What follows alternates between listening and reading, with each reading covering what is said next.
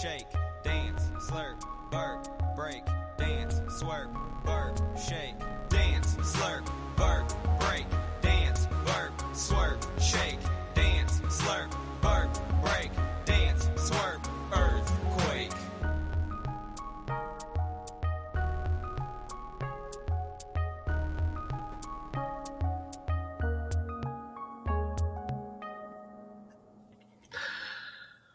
I had to finish my coughing fit before I could start the podcast because I'm eventually going to die from this cough. I feel pretty confident in that at this point. Good Tuesday to you all. My voice is coming back. It's getting there. I don't know. Maybe I'm a little hypercritical of myself on that front. Most of you guys are probably listening and thinking, he sounds fine. But I don't think so. I could hear my voice crack a couple times during yesterday's show, which is just incredibly embarrassing because puberty is hard to deal with. Come hang with us in Discord, by the way. I think I'm going to finally get a live Discord Q&A going today because I don't know if I'm going to be able to do like an hour and 5-minute show today and do all the questions and so forth. I really got to get my voice to come back all the way. And at some point, I'm going to have to just take my foot off the throttle here because, you know, I did a show on Saturday. I had 4 basketball games that I broadcast last week. My kids' birthday stuff. So you're like constantly yelling at both grown-ups and children alike. At some point, I got to just rest my voice a little bit. But I don't want to. And so it's just going to continue to sound terrible forever. Anywho, welcome to Fantasy NBA Today. I'm Dan Vespris. Thanks, as always, for hanging out with us. I think, all of the stuff I wanted to get out on the socials before we went on air today. So we got the look ahead for tonight, which is a big one, 10-game Tuesday. Yesterday, just a 4-game Monday. Not a lot of stuff that sort of broke the bank on yesterday's card, but a couple of things, and we'll go through that. And then we'll kind of check the time, see what's going on. Chat room is open for those that are watching live with us here. I would encourage anybody to use that. If you have a question, if we have time, we'll try to get to it. My computer just made a very loud noise. That's distressing. I don't know. Something feels different about today's podcast. I can't quite put my finger on it, but maybe we'll figure it out as we go. I feel something feels weird today. Well, I guess the only way to get through the weird is to just start talking about fantasy basketball. That makes sense, right? Let's get things cooking here. Boston beat New York 114-98. That's the way we get the party started. This ballgame was actually closer than this for most of it. Knicks were tight until like early fourth quarter. So that's why you saw kind of normal starters minutes for Julius Randle played 38, Jalen Brunson 39. Josh Hart played 43 minutes in this ball game, which is notable, but also like sort of the opposite of notable because RJ Barrett was out with a migraine. So Hart stepped into his starting spot and had a really nice fantasy line. That's what Josh Hart does. If he plays 30 minutes, he posts fantasy stats: 16 points, 3 threes, 9 rebounds, 3 assists, 1 steal. But what we still don't know about the Knicks is, and we've had like 1 game out of their last 5 or 6 where RJ Barrett has both been healthy and the game has been competitive. And so I just still have no idea if Josh Hart is going to play 30 minutes off the bench when the Knicks have a competitive game and RJ Barrett is healthy.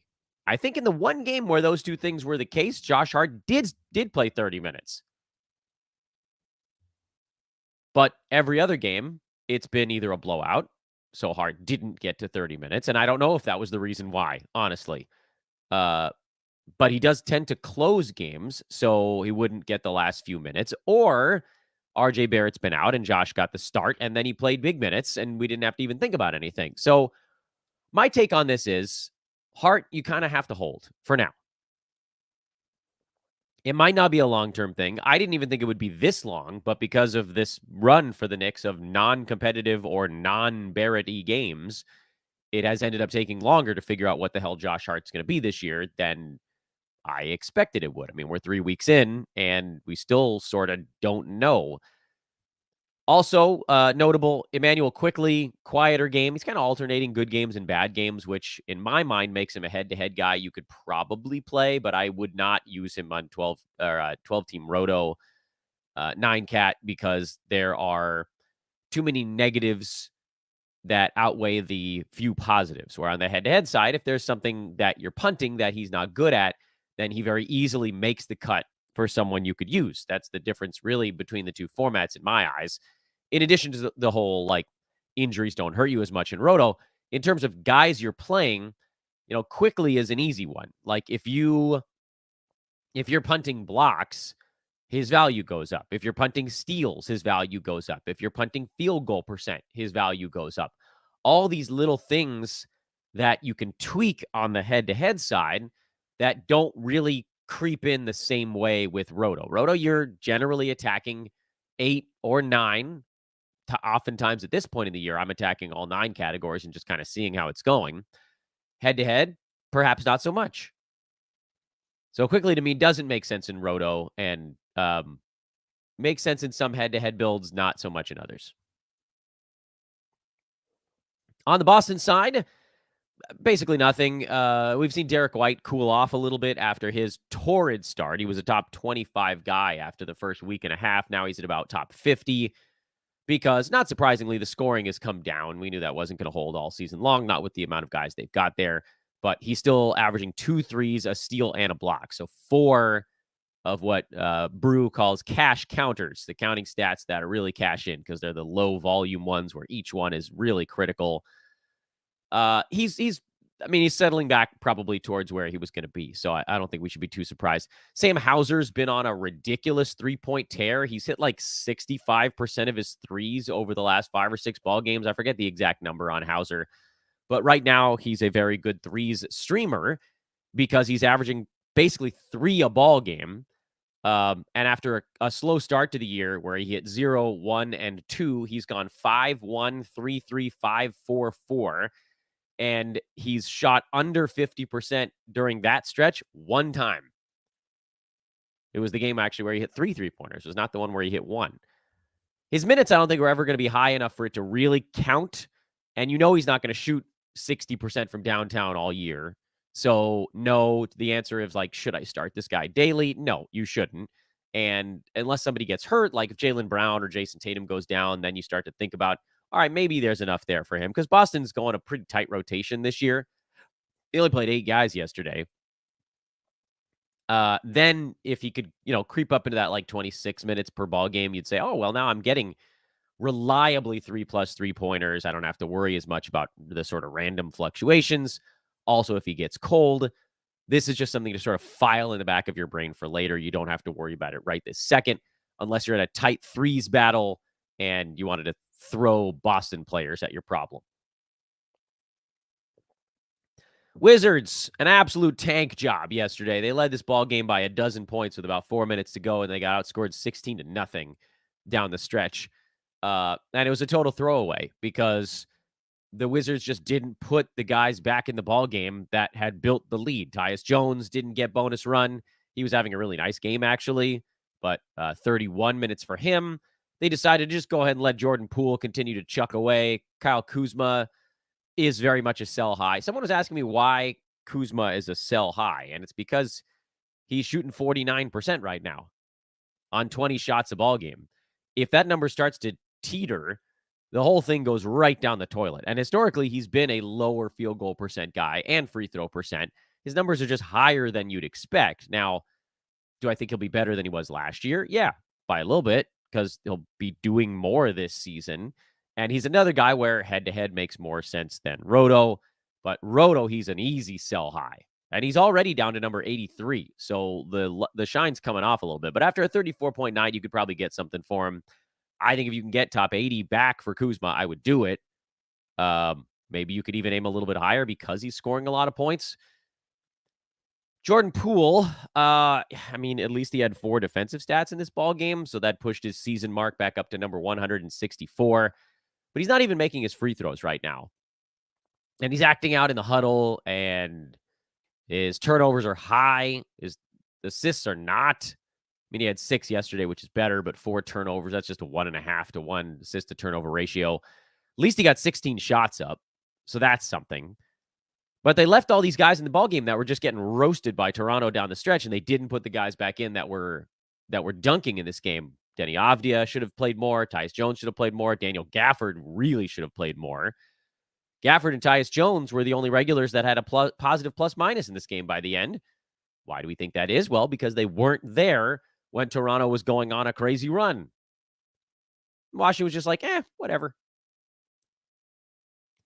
By the way, let's talk about Coulibaly. And I looked it up, and I listened to it, and I checked myself about 15 times on this, and I had it right yesterday. Pronunciation Guide Vespris. And shout out to Josh Lloyd, who hit me up via DM. He probably doesn't want me to talk about this, but I don't care. Maybe he doesn't care either. So Josh hit me up by DM after the show and was just like, you had it right. I was like, okay. Yeah, because like I Googled it, and I triple-checked myself. And the issue is that his last name is getting Americanized, which tends to happen. So a lot of people are calling Coulibaly, which is not the French pronunciation. That's more of an American thing. Coulibaly is how we do it here in the States. But in the Wizards media guide, the accent actually is on the last syllable, believe it or not. So it actually Coulibaly. Bilal Coulibaly is the correct pronunciation of his last name. Now, that's impossible to say a bunch of times on a podcast, so we're just going to call him Cooley. You want to really Americanize it? That's Cooley. That's my guy Cooley. And people are giving me a hard time. I called him a speculative ad after the weekend, which apparently was not enough juice. I mean, the word ad is right there in it. I know I said speculative, but basically, that was just my way of saying I'm not sure that this sticks throughout the entire season. He's a good steals guy. We know that about Cooley. I'm serious. I'm going to call him Cooley, and it's going to drive people insane, and that's kind of half the point. Because again, Coulibaly is going to be kind of hard to say a bunch of times. But first of all, he missed his free throws. The rebounds were good. I don't think the scoring's going to be all that much. I think we're getting wrapped up in this idea that he can average like 3 steals a game, which just doesn't happen. His steal rate is going to be very good. I think we can safely say that. And he has 7 in his last 2 ball games where he's played like starters-y minutes. And then earlier this season, he had a few games where he played starters-y minutes, and he had 1 steal and then 3 steals and then 0. And that's just the thing. Like, what happening one time, we get sort of lost, I think, in the clouds about what could be. And that's why I said speculative, because I'm not convinced that he's going to be able to do enough nightly on this team to warrant a roster spot. Now, you guys know I love steals. I mean, it's why I was into DeLon Wright, who's going to be out for a little bit, and that's part of the reason why Cooley is getting a little bit more playing time these last 2 ball games. It's not coincidence DeLon Wright goes down. Bilal gets more playing time.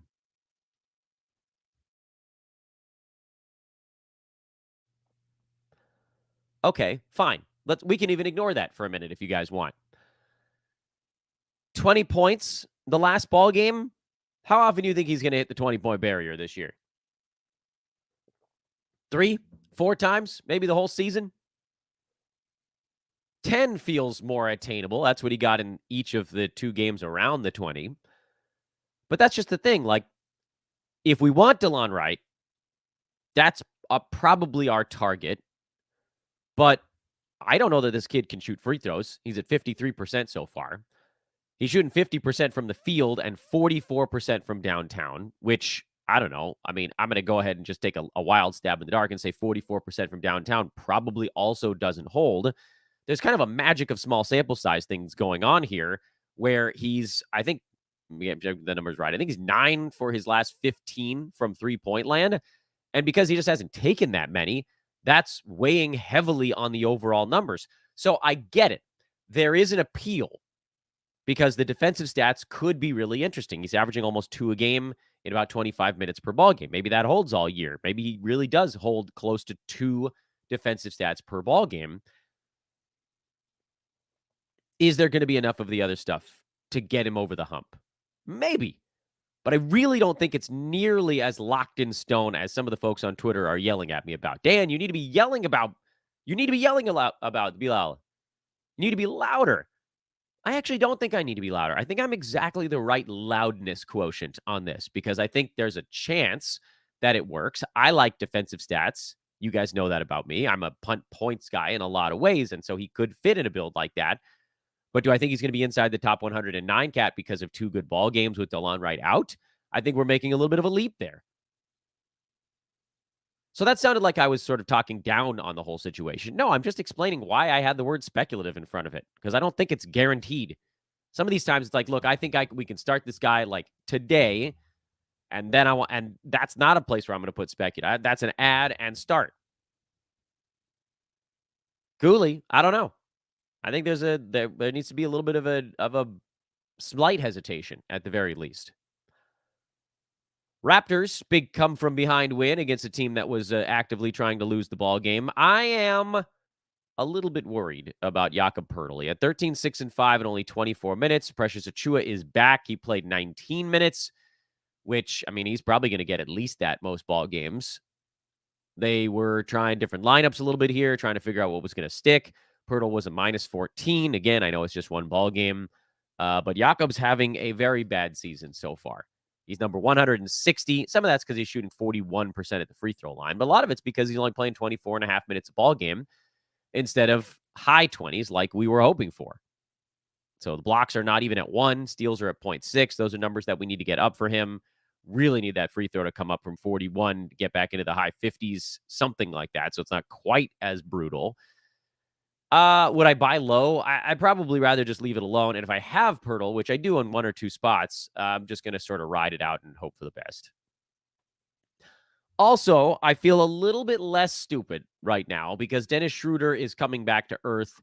He's still very much a roster and start guy, so I don't want this to be like, it's not like a rubbing salt in a wound thing. But a lot of the stuff with Schroeder that was sort of over his head, 2+ 3-pointers per ball game, 1.5 steals per game, that stuff is all coming back down to more like what we expected. The assists are still at almost 8. Maybe that holds all year. Even in a bad ball game yesterday, he still had 6 assists. His team shot the ball okay, so it's not like you could put it on that. The turnovers were also very low for a guy that was doing a lot of ball handling. I think maybe we're getting closer to where he's going to end up. 15 and 8 could probably still come down a little. And so top 50 Schroeder is probably done. And that was when I was like, oh my God, I really missed on this one. But as it turns out, he is now slowing. He's down to number 84 in 9-cat. And if he ends up near the edge of the top 100, I would still say that I was too low on him. But at least I wouldn't have missed by very much at that point. Bulls lost to the Bucks 118-109, the final score there. No Jay Crowder on the Milwaukee side for a while now. We'll start on that side because there's more news on the Bucks. Crowder being out, the question was kind of, all right, where does this extra run go? And in yesterday's ball game, it went to Pat Connaughton and a little bit extra to Bobby Portis. That was sort of the more significant differences, but yeah, slightly more significant differences. I don't know why the Bucks continue to start Malik Beasley other than like this idea that they need more floor spacing.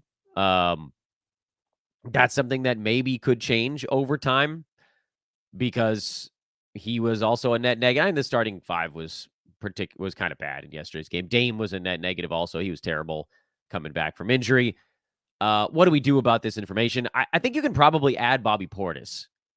And the nice part is that it doesn't have to just be because Brook Lopez is trending down, because Brook was actually okay. He missed his free throws in kind of a weird twist in yesterday's ball game. Otherwise, you mostly got what you wanted to out of him, which was a couple of threes, 3 blocks, better field goal percent. And then where the missed free throws came from, I really have no idea. But now he's shooting 67% at the line and still only 40.5% from the field. Brook Lopez, I mean, just staring down the numbers, it's a pretty clear buy low. Do I think he's going to get into the top 20, top 25 like last year? No, I never thought he was going to do that. We all figured he would take some kind of step back. But right now, again, if you just adjust for the percentages, even if you don't ratchet up the usage, he still jumps 20, 30 slots and gets himself pretty far out in front of ADP. So I like Brook Lopez if you can get him for the right price, which probably anything beyond top 80 would be right price for me. I think you should add Bobby Portis if he wasn't at it already. It does seem like he's going to be a bit of a winner in this Jay Crowder thing. Pat Connaughton, I don't think I'm doing the Pat Connaughton 12 team. I know he had 8 boards, 5 assists. That was nice, but it doesn't feel like he's going to get to do enough every ball game. He profiles probably more as a 14 or 16 teamer guy right now.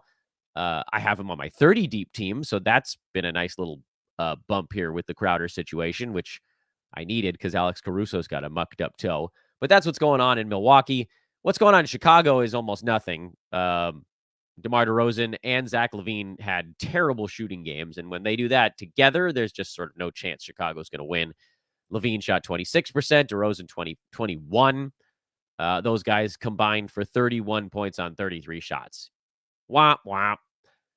Vooch had another good one, though, and he got 24 shots in that ball game. You want to talk about being excited about a Vooch usage rate. He's inside the top 40 now after a slow start, so all is right in the universe, I guess, if you want to put it that way. Let's keep moving here. Kobe White had 16 points. He only played 26 minutes, though, and Patrick Williams had a good ball game, but I don't care. And now Cleveland in Sacramento as we come to the end of our 4-game deal. Max Strus, 19, 5, and 4 with a steal, 5 3-pointers, and 7 out of 12 shooting. Number 55 in 9-cat leagues as his field goal percent now trending up to where we thought it would be. He's now at 43% for the season, which I think is kind of around what we thought it would be overall. He continues to rebound. He had 5 more yesterday. He continues to get assists just by being on the floor. He played the second most minutes on the team again, just behind Donovan Mitchell. What's not to like? Meanwhile, Jared Allen is on a minutes cap, which is super annoying. I mentioned on a previous show that maybe you could buy low on him, but also it would be complicated because we don't know how long he's going to be on this minutes thing. So, it could be 2 weeks, it could be a month, it could be whatever. That makes it a little bit of a nerve-wracking buy low. And the shame of it is that I did draft him in a couple of spots because I figured you get Jared Allen at like 55 or 60. That's kind of a no-brainer. But if we're going to lose the first month and a half to minutes crap, that's really annoying. So we're going to need to get him going here in the next little bit. I don't know how long it's going to take, but he's outside the top 100 right now. And presumably that means you could get him on the cheap because nobody knows how long the minutes cap is going to last. And then Darius Garland, who, look, he's going to be better than he's been. He's number 123, mostly because he's at almost 5 turnovers a ball game. But also, he was probably a guy that was getting overdrafted this last year just because he gets assists. Garland was fine last year. I wouldn't call him special last season. 22 points, 8 assists is pretty good. It's pretty darn good. 1.2 steals.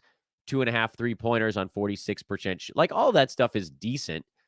His steals are actually really high right now, but the scoring is down by 4. The assists are down by almost 2.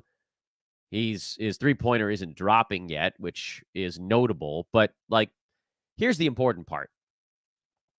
I don't really know what people thought was going to change with Garland. He was number 50 last year. And it felt like that was just going to be his role. He played 35 and a half minutes a ball game, 22 and 8. What was going to improve for him as long as Donovan Mitchell was there? So this is a guy getting drafted in the mid to late 30s that didn't really have much of a chance of getting to the mid 30s per game without some sort of weird usage twist. So again, if you want to call it a buy low, I'm good with that. But you got to be able to get him for something deeper than top 50. If you can get Darius Garland for a 75 range guy, you probably do it. Anything cheaper than that, you definitely do it. But just understand where a guy is likely to get to.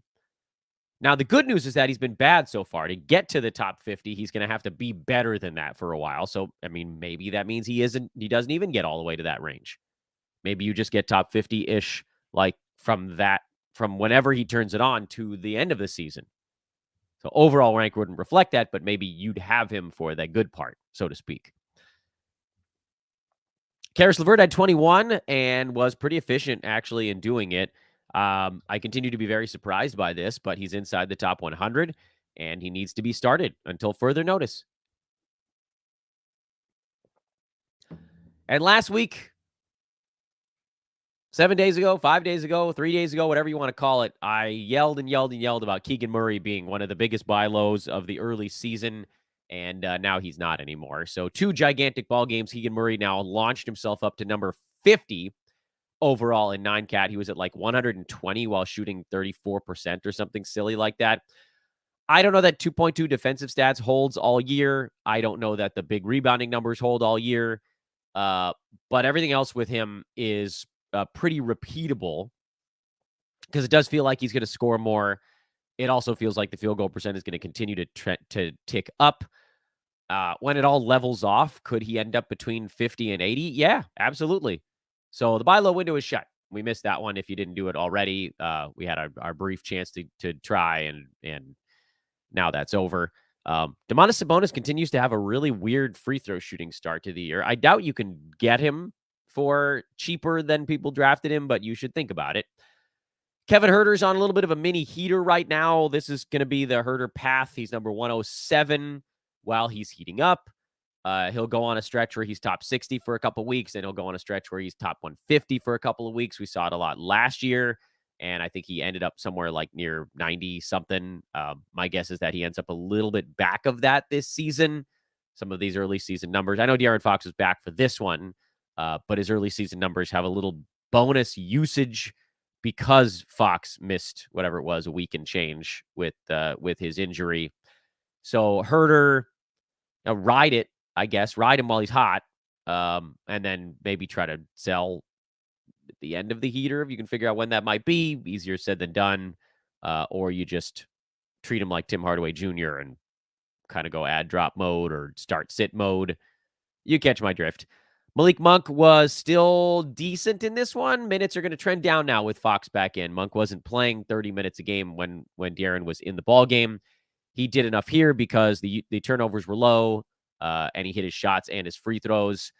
I am skeptical that Monk can be a top 100 play when this team is healthy. He's number 136 on the season overall right now. And to me, that feels like a much more reasonable target for him. So games cap, that would be a tough one to drop in the mix. But again, like these guys have certain head-to-head skill sets. Like Monk, if you need assists, some scoring, typically he's a really good foul shooter. You can kind of wring that out of him, even if, again, if you're attacking all 9 categories, it probably doesn't make sense. And that's yesterday, which, again, just a 4-game card, so we were able to move through it at a slightly better rate. Before we get to tomorrow, I got to tell you guys about some of our partners on the show, and I've done a better job now of keeping... Oh, the lawnmower is just out of reach. Hold on. I think I can do this without really disrupting the podcast too much. Hold on. Okay, I think I got it. This is bad for folks that aren't watching. It's bad for folks that are watching. It's really bad for folks that are listening. This, friends, is the Lawnmower 5.0 Ultra box that it comes in, and it flips open like this. Ooh, yes, the front flips open, revealing the Lawnmower 5.0. So sleek, so futuristic. Here's some brushes that come with it that can for trimming. This, let me see if I can pop this out. That's just actually converts it into an electric razor. So if you didn't want to get the handyman, which I showed you guys last week, you can do it with that. And then you guys can see it on YouTube, but I'll explain it for the listeners. There's this little flap here. You pull it up and it reveals what's going on underneath, which is the charging implements. And on the back of the cover, a travel bag. Look at that. That all comes together in this Lawnmower 5.0 Ultra. And I think I mucked up the thing, so I'm not sure I can put it back together here. Oh, there we go. I did it. Lawnmower 5.0 Ultra. Body hair trimmer. They make such a deal about saying groin. It doesn't have to be groin. It's just a body hair trimmer. And it's great. And here's what we got going on the back. I don't know if you guys can see this on the YouTube screen or if it'll focus tight enough, but it's got a 2-click LED light built into it. It's waterproof. 60 minutes of runtime, a travel lock, so it doesn't use up all of its batteries when it's in your suitcase or whatever. It's got this constant RPM motor that helps the blade from slowing down as the battery drains. So it'll just hit and then it'll go. So you don't get that like at the end, which pinches. And that's what's so great about Manscaped stuff. No pinching, skin safe technology. Go get some stuff there, man. It's manscaped.com is the website. Ethos20, Ethos20 is our promo code. Enter that to get 20% off and free shipping on your order at manscaped.com. Oh, by the way, please take a moment to like and subscribe. Subscribe. What the hell, man? Many of you have watched a number of episodes and you haven't subscribed yet. Also, chat room is open if you want to hit it. I think we'll probably have some time for questions because there just weren't that many games to go over yesterday. Here's what's coming up tonight. A lot of things, actually, to go over tonight. By the way, again, you can find me on Twitter at Dan Vespers. What's going on tonight? The Pacers. Well, I continue to have a fever dream that the Pacers will give anyone not named Bruce, Tyrese, or Miles consistent minutes, but also I know that they almost definitely won't. For the Sixers, I got out in front of my skis on Twitter, and I was like, oh, boy, it's Nick Batum time. And then I remembered he's out for the front end of the back-to-back. Hopefully he's back for the second half. It's listed as personal reasons right now, not rest. Maybe they had to do that to avoid any kind of fine. I have no idea, but Batum looks amazing with the Sixers. They seem thrilled to have him because they haven't really had a glue guy like that before. And then with Kelly Oubre out for a while, which again, sad story, but anyway, Batum seems like he's in a great spot. Oh, by the way, before we get to the rest of this stuff coming up tonight, we did have some news from earlier today. Devin Booker is expected to play tomorrow for Phoenix, as is Bradley Beal. So they'll have all three of their guys for the first time this year. Trae Young is out tonight. We'll get to that in a minute. Gordon Hayward just got downgraded to questionable tonight due to a hamstring situation. Brandon Miller on Charlotte, also questionable. This is all breaking, by the way, while the show's going here. And as of about 25 seconds ago, Keldon Johnson and Trey Jones on the Spurs each ruled out for the Spurs game in Oklahoma City tonight. So that's going to create a weird little pocket. And I am very curious to see what happens when certain guys are out on the Spurs, because I don't like the efficiency from a lot of the main dudes, but there are guys waiting in the wings that are a little bit better from that standpoint. So like, if Trey Jones is out, does that mean we finally get a Devontae Graham sighting? Does it just mean more Jeremy Sohan at the point? Keldon Johnson being out. We saw with Vassell out, that was Malachi Branham time. Is that going to be a thing? I'm probably not going to play anybody, but it is a good thing. This is the time of year where we're collecting all the data to use later on these, we call them burger board streams, but the injury replacement guys. All right, let's get back to this thing. DeAnthony Melton feels like he almost has to be productive now with no Oubre and Batum out. Like, how could he not be useful in this one? For the Heat, Kyle Lowry, I'm assuming he's back here because it's not a back-to-back, right? Heat don't play tomorrow. Miami plays tonight. Whoopsies. Let's get this real quick. Yeah, they don't play tomorrow. So I'm assuming Kyle Lowry's in. And so now the question becomes, is it Lowry? Is it Duncan Robinson? Is it Jaime Jaquez, who picks up for the Tyler Hero stuff? I would lean to Lowry, but I guess we can't know for certain on that front. Hornets. Miles Bridges was going to be the main thing here, but now with Hayward and Brandon Miller, game time decision-y type of stuff, there's a whole lot of stuff to keep track of with the Hornets that we simply can't know the answers to in the morning, which is when we're talking right now. For the Hawks, Trae Young being out for personal reasons. I believe it was the birth of his second child, if I'm getting that right. DeJounte Murray should go pretty big. Bogdan Bogdanovic is someone that I was expecting to drop off, but this won't be the day that it happens now. And that's basically it for the Hawks. For the Pistons, I have a number of things I'm wondering about. So Alec Burks, Jaden Ivey came back immediately. Marcus Sasser and Killian Hayes became not playable. But how does that whole thing shake out? Do any of those four guys stay above the cut line? Is it 0 out of 4? Is it 1, 2 out of 4? It seems like Alec Burks is going to have to be the guy because they badly need somebody to score, not named Cade Cunningham, but we'll see.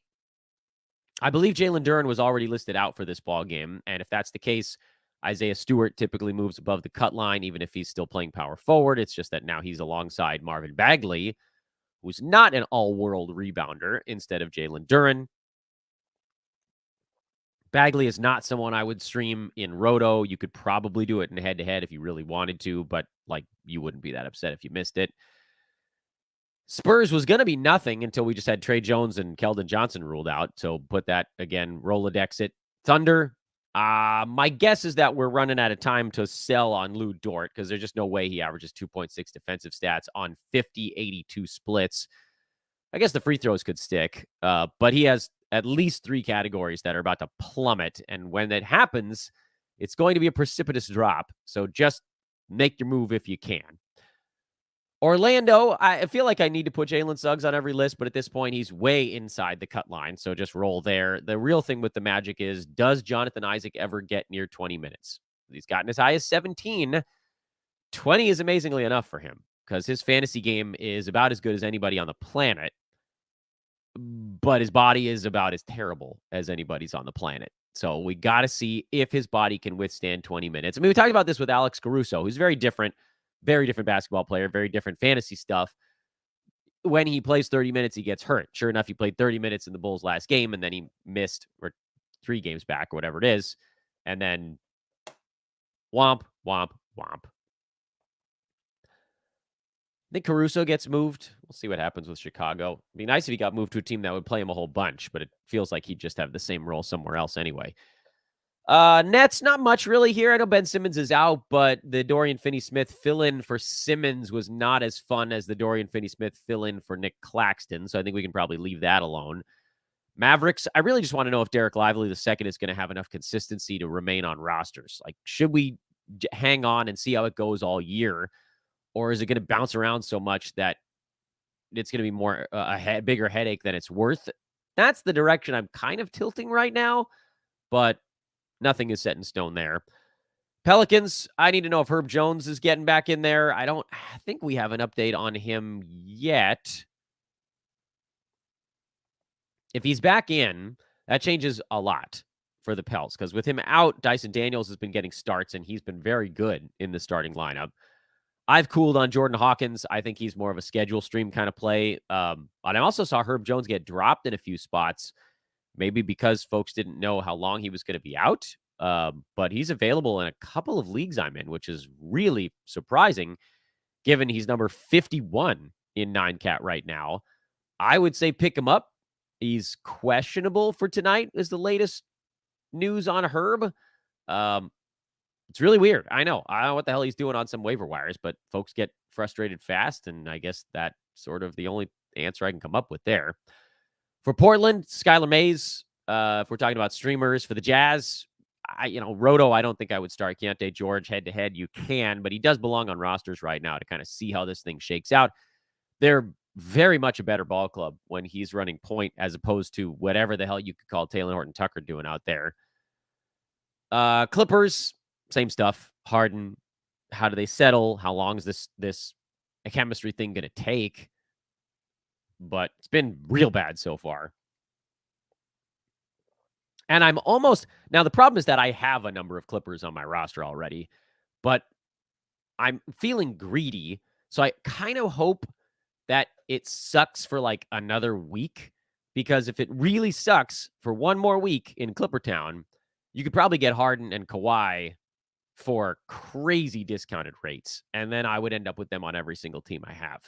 That's one of those ones where I would pause my family life to go buy low on dudes if they're terrible for another week, and you could start getting Harden and Kawhi Leonard for outside the top 60. Harden, I drafted Harden at 60 in one of my last drafts. That one, I don't think I could ever get him any cheaper than that. But Kawhi, you probably had to take in the 20s. Maybe he fell near 30 in some spots. If you could get him cheaper than that right now, I mean, good grief. Nuggets, Reggie Jackson's the only thing to track there. Timberwolves, nothing at this point. I think we basically know what they are. Warriors, I mean, the whole team is god-awful right now besides Steph Curry, and that just can't last all year. Not all of these guys just magically turned terrible overnight. Someone's going to bust out of a slump. I have no idea which one it's going to be, but like right now, no one on the Warriors can do anything. Clay is shooting 42.5%, and his usage is way down. Chris Paul, I think, is under 40%, right? Yeah, he's at 37%. That's got to come up. He's pretty damn close to being fantasy valuable, even at 37%. And then Andrew Wiggins is off the map. He's been so bad. Someone has to get better, but who? Grizzlies. You know what I haven't mentioned? Is Jaren Jackson Jr. a buy low at number 46? It feels like he probably is. His scoring is up with no jaw, but his defensive stats are like half of what they were last year. And it feels like that's going to trend in the right direction. I'm trying to remember. I think I got some questions about who the hell was it on Memphis? Jakob Gilliard. He played 24 minutes in the last ball game. I'm not. Yeah. Show me like a consistent 31 minutes, and maybe I'll think about it. But even then, this is all time stamped to Ja's return. Do we dare try Bismack Biyombo against Anthony Davis? That feels like a bad idea. Lakers, it all comes down to whether or not LeBron plays. He's questionable right now. This is an in-season tournament game, so if he's good enough to go, I assume he'll go. If LeBron goes, I think you probably leave all the streamers alone. If he sits, you could probably try Rui Hachimura or possibly Cam Johnson or Cam Reddish or maybe even both. So it all comes down to Bron in that one. So a little bit of good news in Lakertown yesterday. It sounds like Jared Vanderbilt is ramping up towards a return. I don't think he needs to be rostered for fantasy purposes. I guess you never know if a bunch of other guys get hurt, then that would change, but he'll slot in and make the team better at the very least. And that is your look ahead for tomorrow. So that means at 42 minutes, I said I'm not going to an hour. We're not going to go to an hour in today's show. I'm going to try to lightning round these questions as best I can. So folks, sit back, relax. It's 9:57 a.m. Pacific time right now. If your question is in the chat room, I'm going to try to get to it. If it's not in the chat room right now, I don't think it's going to happen. Okay? Okay. By the way, please do come find me on social at Dan Besbris so that we can hang out even after the show is over. Yes, that's very important. Like, subscribe. That's so important. Forget the liking. I need the subscriptions. That's more important. Points League, Maxey or De'Aaron Fox? Give me Tyrese Maxey. Choose two out of LeVert, Melton, Avdia, Keontae George. I think I answered this question on yesterday's show, or maybe it was a slightly different smattering of humans. Melton and what did I say yesterday? Melton and Avdia? Yeah, Melton and Avdia. Give me Melton and Avdia out of those guys. Franz Wagner and Jalen Williams or Jared Allen and Clint Capella? Boy, that's very different skill sets. By strict ranking, I think I'll go Franz, and I think Jalen Williams gets a lot better as this season goes. We haven't seen him get any steals yet, and that's still going to happen. But this is like relatively close because I think Jared Allen probably gets up inside the top 50. Clint Capella is pretty close to top 50 already, right? Yeah, 68. I think he might be the highest ranked of anybody on that board. I'm not a big Franz Wagner guy. He's number 98. I don't think he's really going to get a whole lot better than that this year. But I am a big Jalen Williams guy. So that's maybe where this thing screws it up. He's at 0.8 steals. I think that gets up to like 1.3, 1.4. Everything else has been great for Jalen to this point. Yeah, this is too close to call. Too close to call. Go with the stats you need. Bradley Beal or Tobias Harris? Not a question we thought we were going to be getting before the season started. I, believe it or not, think I'm going Tobias Harris. He's number 32. He was a top 40 guy in fantasy before Harden showed up, and Harden's gone now. Is Jonathan Isaac a speculative ad? Looks like he'll hit 20 minutes tomorrow or the next game. Does it look that way, though? Because we have no idea if he's actually going to get over 17 minutes. You guys know my take. If he hits 20, I pick him up on the spot. Cam Johnson and Jordan Poole are on the waiver wire. Who would offer a better return rest of season? Gordon Hayward would be the drop. I like Cam Johnson better between those guys. Just safer. Need a point guard while Jamal Murray is out. Should I go Jalen Suggs or Trey Jones? Trey Jones is now hurt, so that made my answer a lot easier. Give me Jalen Suggs, who's not really a point guard, though. Trey Jones will beat him in assists, but just like general overall ranking and opportunity right now, you're going Suggs. Would you drop Derek White for Mitchell Robinson? I would not. Would you trade Jakob Poeltl for Wendell Carter Jr. in a points league? I want to stash Wendell and IR to pick up Cooley. Also, very worried about Poeltl's minutes. So, points league, yes. I think you can go Wendell in that one. Category league, no.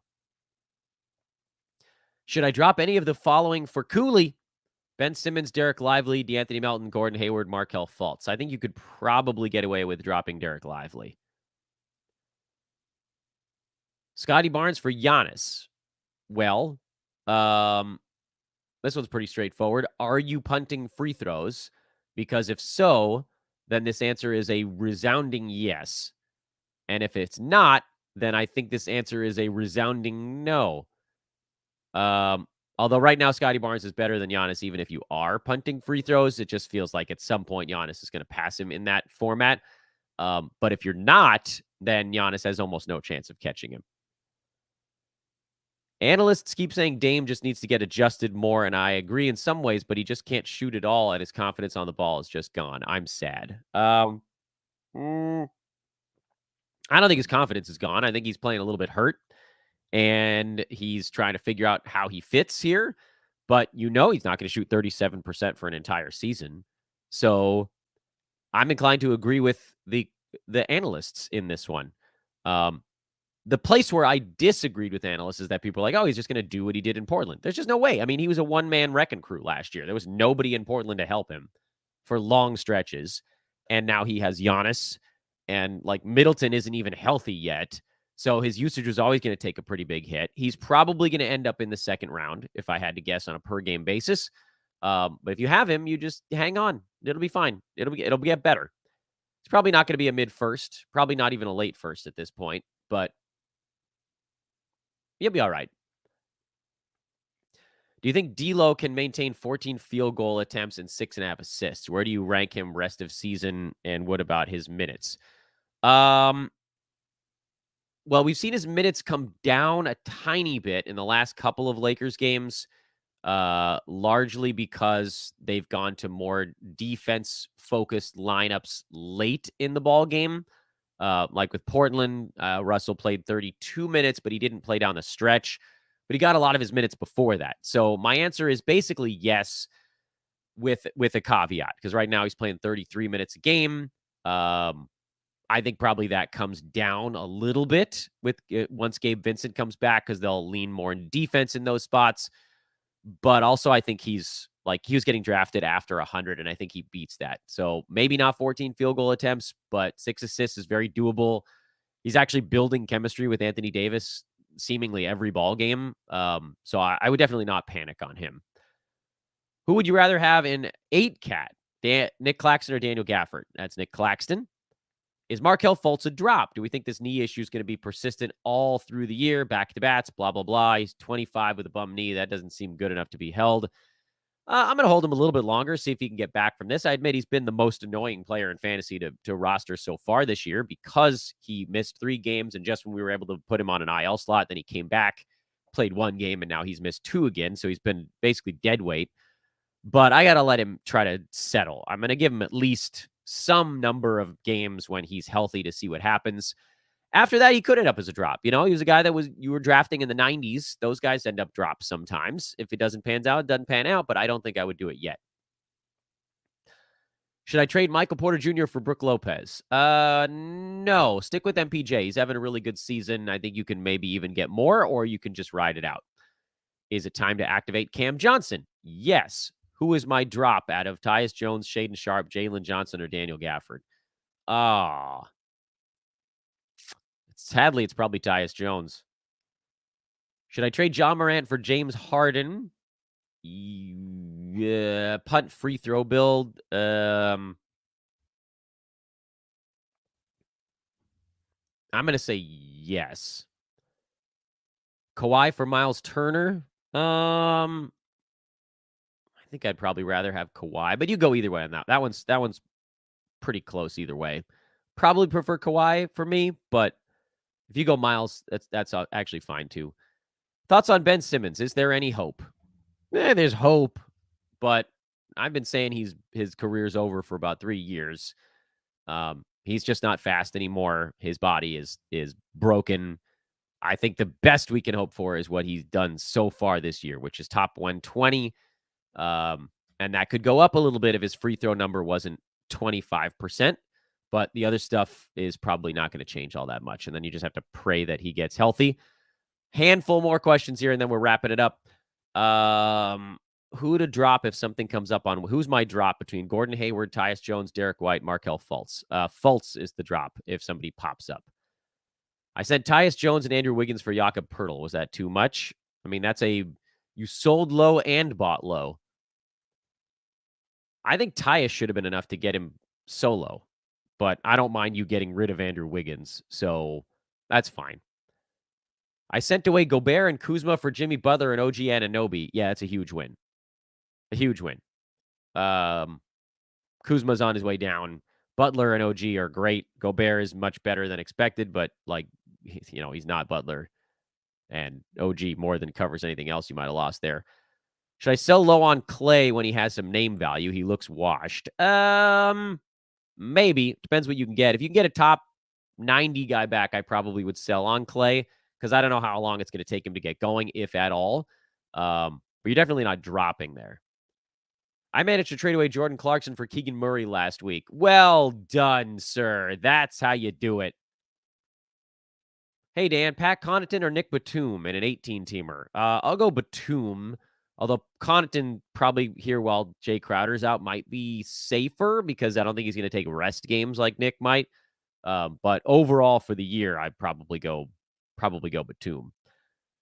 Is Trey Murphy a stash? Yes, because the Pelicans cannot stay healthy to save their lives. So I have every reason to believe that someone's just going to be hurt at all times on New Orleans, and that means Trey would slot into their spot easily. And that's that. By the way, I told you guys that if you got your questions in before 9:57, they were getting answered. People keep writing them in there, but sadly, I don't think we're getting to those. Max Strus, Jordan Poole, or Cam Johnson rest of season? I'll go Cam Johnson. I just think although the health thing does bug me a little bit, but Cam Johnson per game is probably my pick there. Dan, at this point in the season, are you stashing guys like Bilal, who has potential rest of season, or keeping guys like Skylar Mays for the next 2 to 3 weeks? Probably more like a Mays thing right now, because I don't know how long it's going to take for Cooley to actually get value. And frankly, I don't know that he's going to have 9 cat value all year anyway.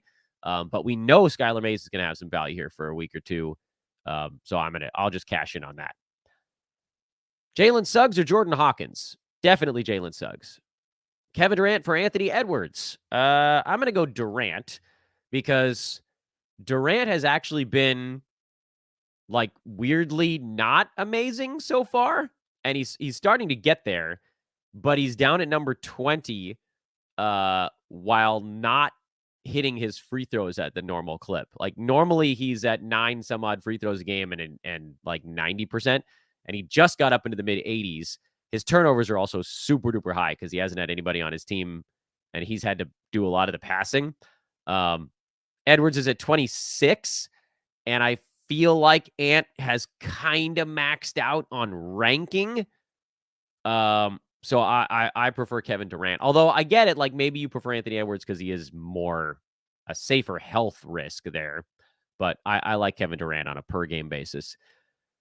Trade or hold Kawhi, Poeltl, and Tyus Jones. Kawhi is a buy. He's a buy low. Poeltl is probably a weighted out, and Tyus Jones is also probably a weighted out. Another Tyus Jones question. Is there any hope, or do you reckon the Wizards are cooked? Yeah, they are cooked, man. I don't. They might be doing a little bit of pre-tanking here just to make sure they rack up a ton of losses. And then perhaps you see some of these guys, they actually let them play a little more in the middle of the season. So I would say hang on, because we see the outlines of it. We've seen yesterday, he looked pretty good until they just yanked him around. You're not dropping. Let's just see how it goes. 2 more questions because those are the ones that got in before my 9:57 buzzer. Is Herb Jones better than Jordan Hawkins? Yes. Should I trade Harden for Cat? Yes. I'm good with that because you probably Harden probably got drafted later. So to some degree, you're sort of like going and moving up the board. And Cat just much safer. Shots starting to come around. He's number 47, but he's not shooting well yet. So that's a number that should probably go up. I mean, maybe you get to a point where Harden is better than him per game, but it ain't happening yet. And I think that's it for the questions. I know people threw some other stuff in there, but sorry, guys, you were technically after the buzzer. This one somebody asked me if I'm a big pizza guy. And the answer is no. I'm lactose intolerant. That makes it harder. There's, they make like a vegan cheeses that don't have lactose, but they're kind of gross. And then pizza without cheese is also a little bit gross, but, I'll do that in a pinch. So there's your non-basketball question there. Hoping to do a buy-sell show later today. We'll just kind of see how timing goes. I'm also completely exhausted from all things life. But again, it'll again sort of come down to daily timing, things like that. So stay tuned. We might have that going on.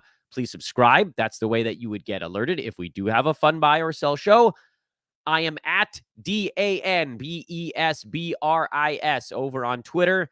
Come hang out with us on social. Come hang out with us in Discord. And what am I forgetting? Oh, Ethos20 over at manscaped.com. Reminder on the way out to also click like and subscribe. Please subscribe. Goodbye.